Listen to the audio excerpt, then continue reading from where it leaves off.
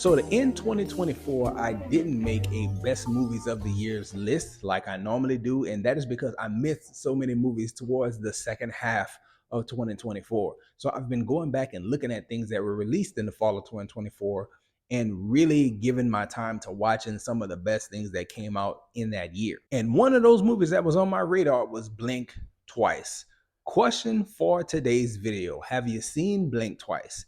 And if you do have thoughts about it, if you have seen it, please leave those thoughts in the comments section and don't spoil the movie for those people who haven't seen it, because this one is one that I feel like is going to be in the upper echelon of movies from 2024. When people look back on that year, this is one that is should be near the top. And it is one that is highly slept on among box office numbers. Based on my scales and my scores, this movie goes in the pretty damn good category. Nearly perfect. I enjoyed it. And if you choose to look in the description and see the numbers and how I break them down, you can do that, or you can just listen to the video. Because for me, here, I say that the visuals and the story carry the film. They make the movie worth watching. Not only the way that the movie is shot, but the way that they use visual clues to let you know what's going on throughout watching it. And even though you're watching it and trying to figure out what's going on, you won't. And the way the story is edited, when you finally get the reveals at the end, it is very, very impactful the way everything unravels. And that is due to the performances of all the actors involved, as well as the story that they chose to tell with this one. Sticking to the topic of visuals and performances, Channing Tatum, I did not think that he was doing a great job in the beginning of this film. But as you watch it and things start to unravel and you get to learn the motives of these characters and who they are underneath, you quickly realize that he has been acting quite well the entirety of this film. The only negative about this movie is the pace of the movie, and it lends itself to what I just mentioned about Channing Tatum, because the movie starts kind of slow and you get to be introduced to these characters and you get to see everybody interact, and you know that something nefarious is happening, but you don't know what. You can't put your finger on what. And if I'm talking about it being a negative thing, I have to mention that pace because it lingers just a wee bit too long.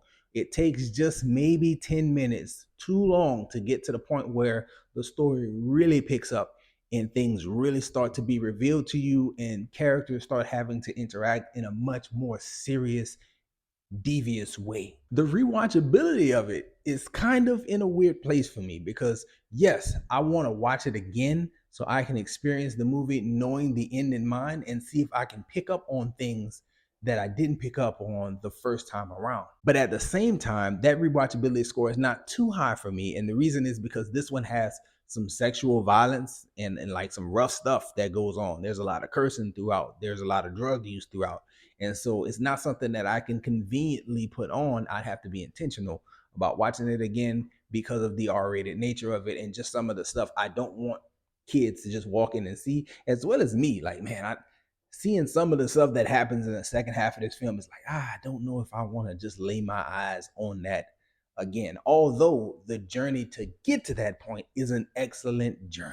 Again, this is a non-spoiler review, so I'm not going into really a lot of detail about the movie because I feel like it is a great experience to watch this one and get the reveal yourself.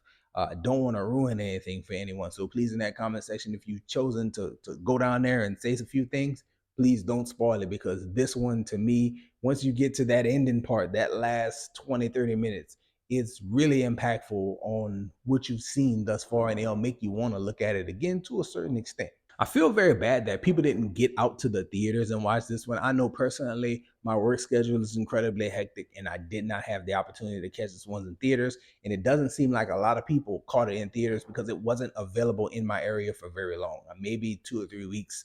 And then it was already out, like shelved and waiting to be streaming. But now it's streaming on Prime. If you have like the MGM pass or whatever, we watched it that way and I really enjoyed it. And I think that it's one that people will look back on the year and say, man, that was a good one that people slept on. Let me know your thoughts about Blink Twice in the comment section. Again, try to avoid those spoilers. And that's all we have for this one, y'all. Enjoy yourself, guard your heart, and go watch something good.